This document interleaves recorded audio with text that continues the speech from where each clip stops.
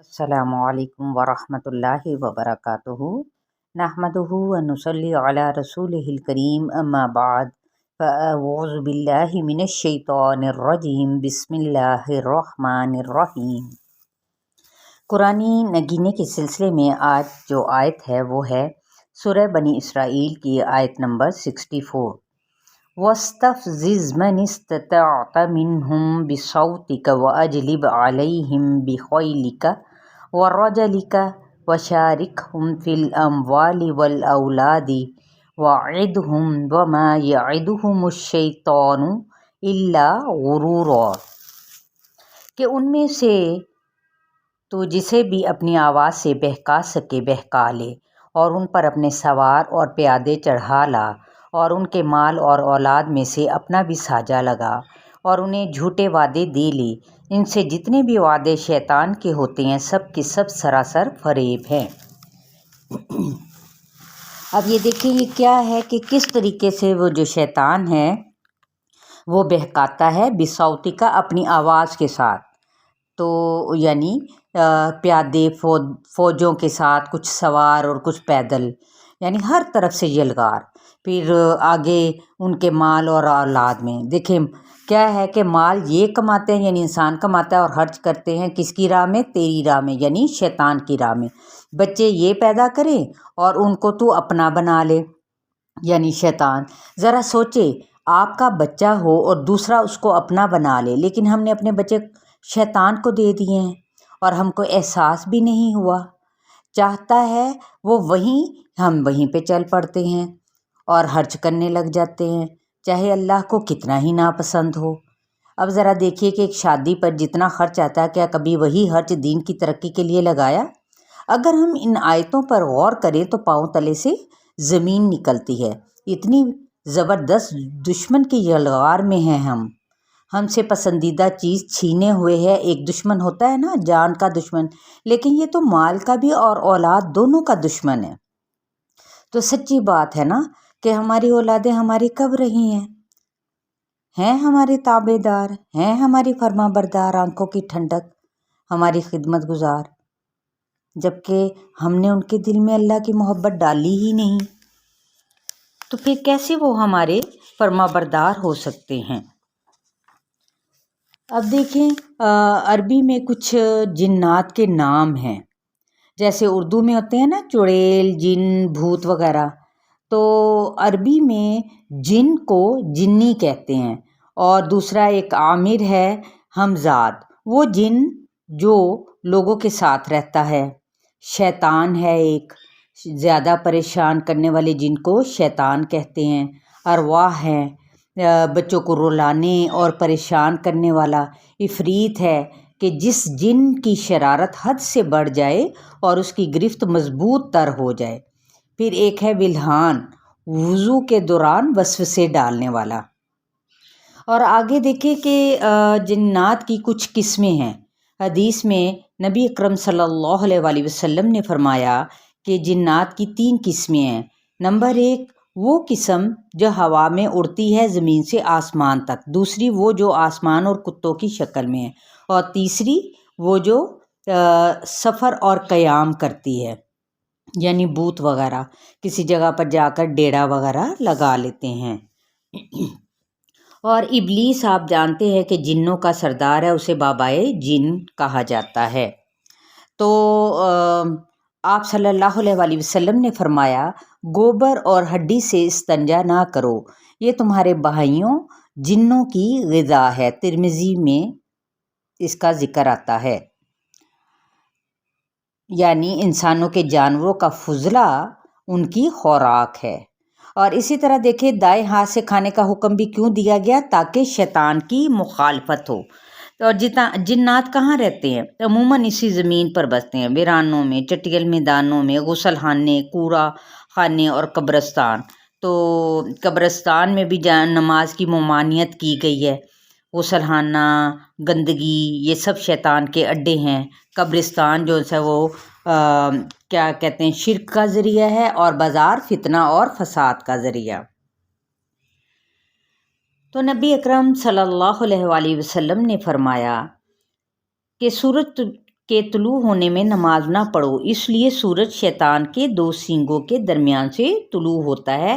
صحیح مسلم میں ابن عمر سے یہ روایت ہے۔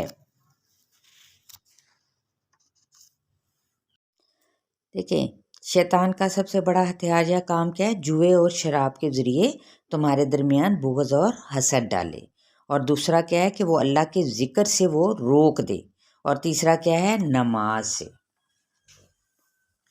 تو برائی اور بے حیائی کا یہ کہ تم اللہ کے بارے میں وہ باتیں کہو جو تم نہیں جانتے، یعنی شیطان جون سا ہے وہ کس طرح سے بندوں کو اللہ کی اطاعت سے روکتا ہے۔ ایک حدیث ہے کہ شیطان ابن آدم کی تمام راہوں میں بیٹھتا ہے، چنانچہ اسلام کی راہ میں پہلے بیٹھتا ہے اور کہتا ہے کہ تم اسلام کی خاطر اپنے باپ دادا کا دین چھوڑ دو گے؟ بندہ اس کی بات کو ٹھکرا کر اسلام قبول کر لیتا ہے، پھر وہ اس کی ہجرت کی راہ میں آ بیٹھتا ہے، کہتا ہے کیا تم ہجرت کی خاطر اپنا ماحول اور وطن چھوڑ دو گے؟ مہاجر کی مثال اسی گھوڑے کی سی ہے جو لمبی رسی سے کھونٹے سے بندھا ہو، اور بندہ اس کی بات ٹھکرا کر ہجرت کے لیے کیا کرتا ہے؟ چل پڑتا ہے، پھر وہ اس کے جہاد کے راستے میں آ بیٹھتا ہے، یعنی وہ روکنے کی ہر ممکن کوشش کرتا ہے، لیکن بندہ بھی اپنے ایمان کے ساتھ چلتا چلا جاتا ہے۔ اور جب وہ جہاد کے راستے میں آ بیٹھتا ہے شیطان، تو وہ کہتا ہے جہاد کرو گے؟ اس میں تو مال اور نفس کی پریشانی ہے، اگر لڑائی ہوئی تو مار دیے گے تو تمہاری بیوی دوسرے شخص سے شادی کر لے گی، اور یہ کیا ہے کہ اس میں تو مال اور نفس کی پریشانی ہے۔ تو اسی طرح سے وہ کیا ہے؟ لوگوں کو اکساتا ہے، لیکن وہ بندہ کیا کرتا ہے؟ اس کی بات کو ٹھکرا کر جہاد کے لیے نکل جاتا ہے۔ جو شخص ایسا کرے گا اس کا جنت میں داخل کرنا اللہ پر واجب ہے۔ تو ان چیزوں سے دیکھیں ہمیں شیطان کی پیروی کرنے سے منع کیا گیا ہے جب تک ہمارا ایمان مضبوط رہے گا۔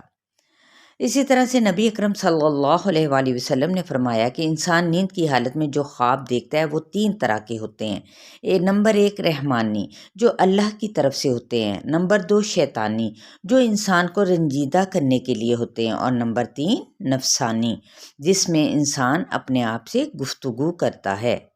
لہٰذا بچے کے وقت یعنی جب پیدائش ہوتی ہے اس کی، تو بچے کو شیطان کا تکلیف دینا، تو نبی اکرم صلی اللہ علیہ وآلہ وسلم نے اس سلسلے میں فرمایا کہ ہر ماں کو جب وہ بچے کو جنتی ہے، یعنی پیدائش اس بچے کی ہوتی ہے، تو شیطان اس کو تکلیف دیتا ہے، مگر مریم علیہ السلام اور ان کا بیٹا اس سے محفوظ ہیں۔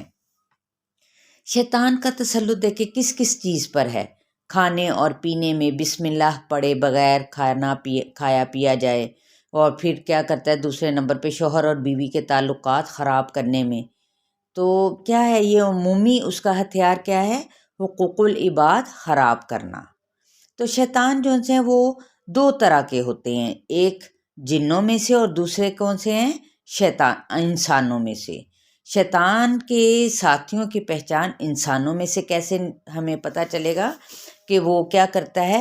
شکوک اور اعتراض ڈالنا کہ تم جو کچھ پڑھ رہے ہو صحیح نہیں ہے، پھر اسی طرح سے سرگوشیاں کرنا اور وسوسے ڈالنا، بدگمانی پیدا کرنا، باطل کو خوبصورت بنانا۔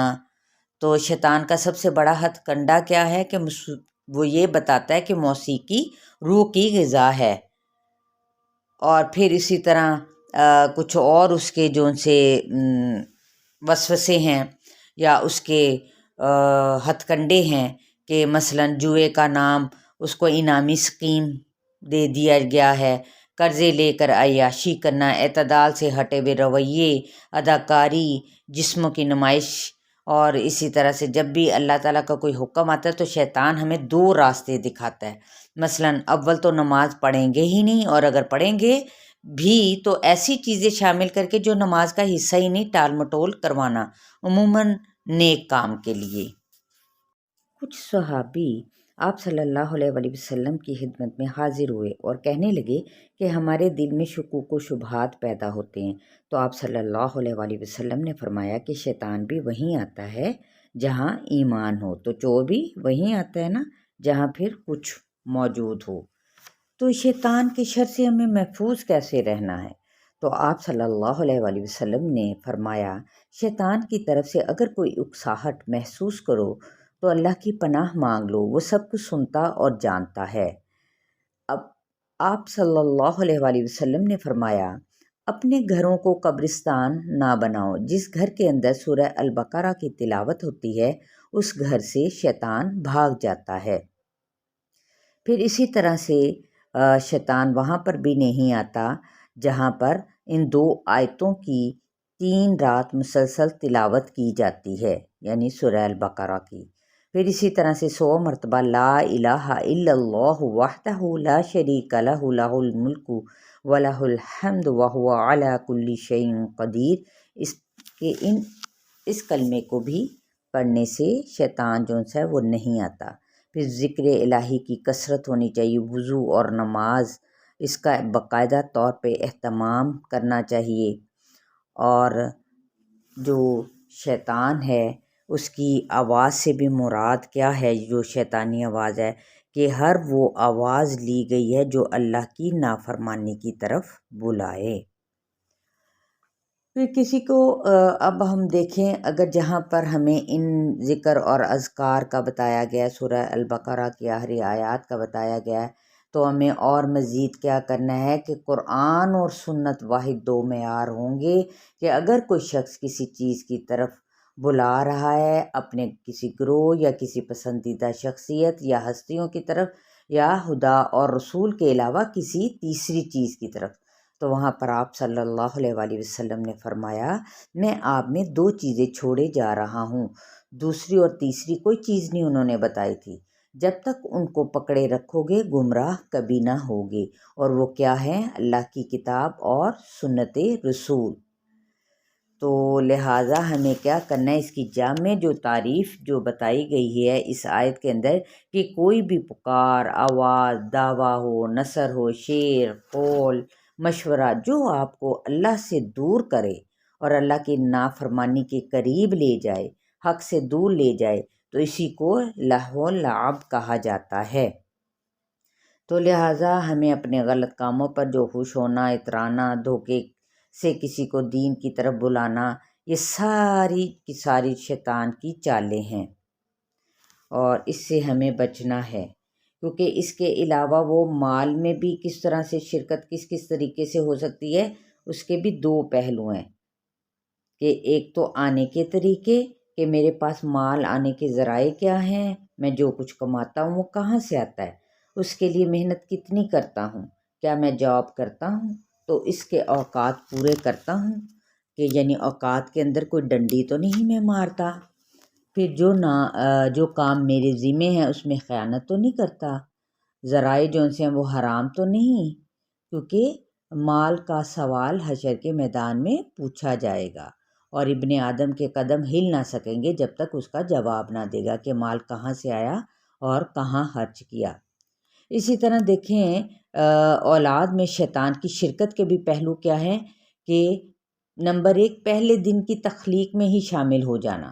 آپ صلی اللہ علیہ وآلہ وسلم نے فرمایا، اگر کوئی شخص یہ دعا نہیں پڑھتا تو پھر کیا ہے، شیطان جو ہے اس کے کیسے اس کی اولاد میں ساجے لگاتا ہے، اور جب انسان پیدا ہو جاتا ہے تو آپ صلی اللہ علیہ وآلہ وسلم نے فرمایا شیطان انسان کو چوکے لگاتا ہے تو بچہ رونے لگتا ہے۔ تو لہٰذا یہاں پہ کیا بتایا گیا ہے کہ ماں کو خود بھی دعائیں پڑھ کر اپنے بچے پر دم کرنا چاہیے۔ کون سی دعا ہے؟ اعوذ بکلمات اللہ التامات من کل شیطان وہامہ ومن کل عین لامہ، کہ میں ہر شیطان اور موذی جاندار اور ہر واقع ہونے والی نظر بد سے اللہ کے کامل اور پر اثر کلمات کے ذریعے پناہ مانگتا ہوں۔ صحیح بخاری کی یہ روایت ہے۔ اب جو جنات ہیں انسان میں کب داخل ہوتے ہیں؟ شدید جذباتی کیفیات میں، شدید غصے میں۔ نمبر 1 کون سا ہے؟ شدید غصہ۔ نمبر 2 شدید غم۔ نمبر 3 شدید خوف۔ نمبر 4 شدید غفلت۔ شدید غصہ کیا ہے؟ آپ صلی اللہ علیہ وآلہ وسلم نے فرمایا غصہ شیطان سے ہے، اور شیطان آگ سے ہے۔ اگر غصہ آئے تو پانی پی لے، کھڑا ہے تو بیٹھ جائے، لیٹ جائے، یا پوزیشن بدل لے، اپنی وضو کرے یا نہا لے، سر پر پانی ڈال لے۔ آگ کا علاج کیا ہے؟ پانی۔ اب شدید غفلت کا ہے جو رحمان کے ذکر سے غفلت برتتا ہے، تو وہاں پر ہم کیا کرتے ہیں، یعنی شیطان مسلط کر دیتے ہیں۔ شدید خوف چونکہ انسان کو کمزور کر دیتا ہے، اور جب انسان کمزور پڑتا ہے تو شیطان حملہ آور ہو جاتا ہے، اور عورتوں پر مردوں کی نسبت زیادہ خوف اور غفلت ہوتی ہے۔ تو لہٰذا یہاں پر ایک جو میسیج ہے وہ یہ ہے کہ اگر واقعی ہم شیطان سے بچنا چاہتے ہیں تو لازم ہے ہم اپنے رب سے تعلق مضبوط کریں، ذکر کرنا، تہجد پڑھنا، قرآن کی تلاوت کرنا، صبح و شام کی دعائیں، یہ تمام چیزیں ایسی ہیں جس سے انسان شیطانی جو تصرفات ہیں اس کے تسلط سے بچا رہتا ہے۔ شیطان کس طرح سے ہماری اولاد میں شریک ہوتا ہے؟ مفلسی اور محتاجی کا خوف دلا کر، والدین کا اپنی اولاد کو دینی تعلیم و تربیت نہ دینا، اس طریقے سے۔ تو انشاءاللہ تعالی آپ کو یہ شیطانی ہتھ کنڈوں کے بارے میں کافی کچھ پتہ چل چکا ہوگا، اور ہمیں کیسے بچنا ہے کہ وہ گانے بجانے کی طرف مائل کر کے، مال کو غلط کاموں میں لگوا کر، اولاد کو اپنا اعلیٰ کار بنا کر، دنیا میں جھوٹے سبز باغ دکھا کر، جھوٹی امیدوں سے گمراہ کرنا اس کا ہتھیار ہے۔ تو لہٰذا ہمیں نماز فجر میں قرآن پڑھنا چاہیے، کیونکہ یہ فرشتوں کی حاضری کا وقت ہے، اور اسی طریقے سے ہم شیطان کے ہتھ کنڈوں سے محفوظ رہ سکتے ہیں۔ اور کسی جگہ پر بھی داخل ہونے کی دعا بھی سکھائی گئی ہے، ربی ادخلنی مدخل صدق واخرجنی مخرج صدق واجعل لی من لدنک سلطانا نصیرا۔ انشاءاللہ تعالی۔ السلام علیکم ورحمۃ اللہ وبرکاتہ۔